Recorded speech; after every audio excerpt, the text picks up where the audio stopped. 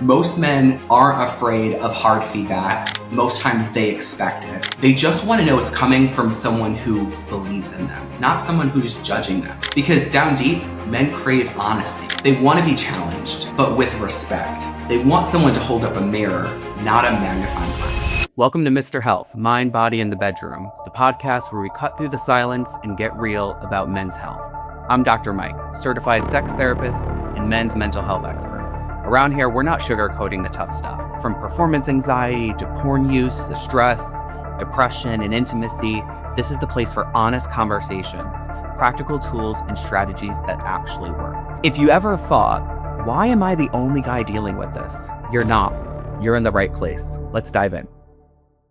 Welcome back to Mr. Health Podcast, Mind, Body, and the Bedroom. I'm your host, Dr. Mike Stokes, certified sex therapist, licensed mental health counselor, and the founder of Mr. Health, where therapy is finally built for men. Today, we're talking about something that doesn't get talked about enough. What men actually want from their therapist.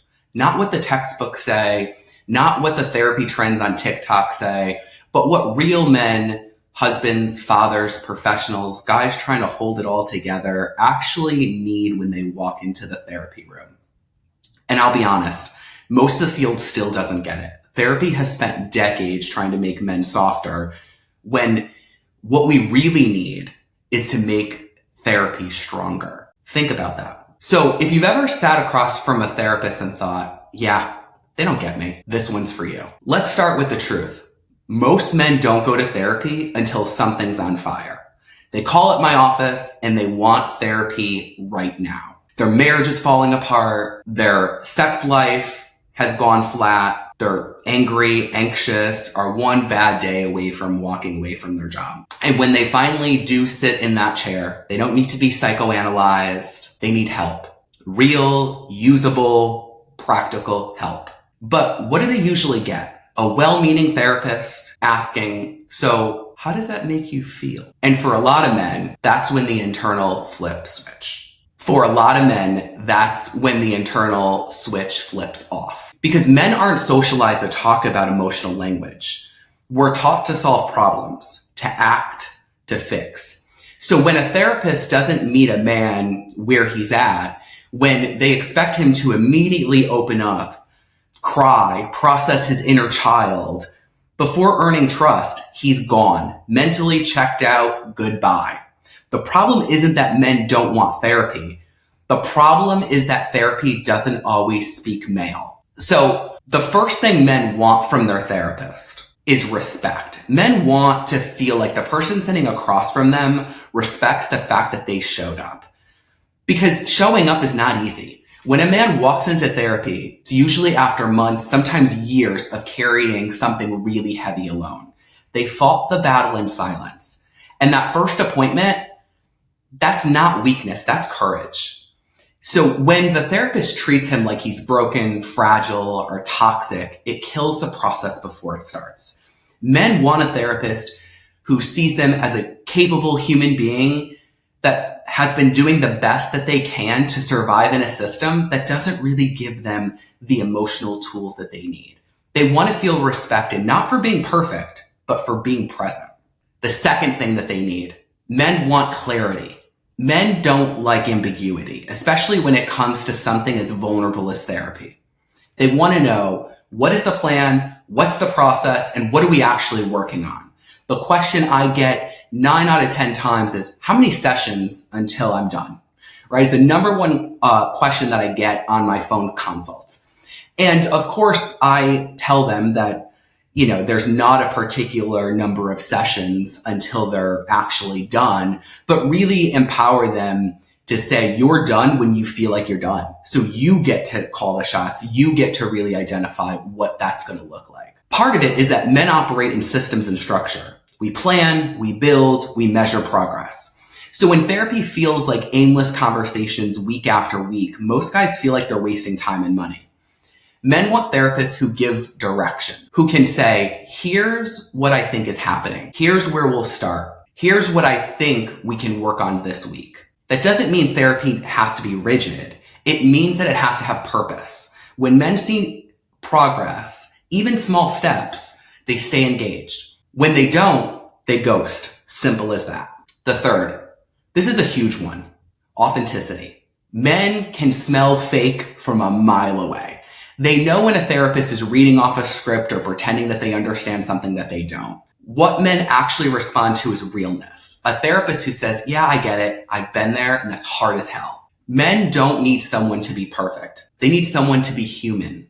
Someone who isn't afraid to talk about sex and stress and money and failure are stuff that most people tiptoe around. And especially, they want someone who doesn't get uncomfortable when they talk about what's actually going on for them. Porn use, erectile issues, performance anxiety, feeling numb in their relationship, feeling trapped by success. If you flinch, if you shift in your seat, if you sound clinical, you're done. They're done. Men want to feel like they're talking to a trusted ally, not a hall monitor of emotions. Number 4, men want tools. They love strategy, right? We love a game plan. We want to know how to fix it, not just why is it happening. Now, that doesn't mean we avoid emotions. It means we want to understand how the emotions fit into real world behavior. If a guy's struggling with anger, teaching him grounding techniques can actually help him use it in the moment. If he's anxious about sex, teach him about body awareness and breathing and mindfulness or sensate focus, not just theory. Men want something they can do in between sessions because when they feel like they can take action, they feel empowered, they feel in control, not helpless. One of the biggest reasons why men drop out of therapy is they leave sessions thinking, okay, well, now what? You've just opened up Pandora's box of emotions. What do I do with this?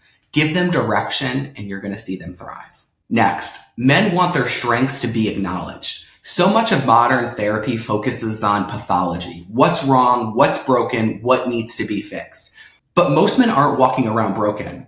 They're walking around exhausted.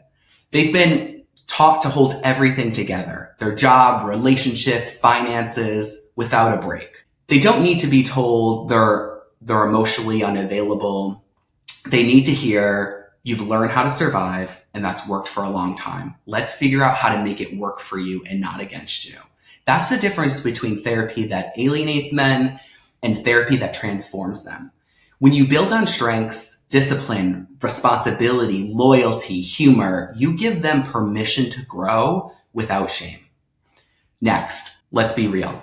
Men are terrified to be judged. Not because they're prideful, but because vulnerability doesn't always feel safe. So when a guy opens up about something like porn use, infidelity, sexual performance, or depression, that's sacred.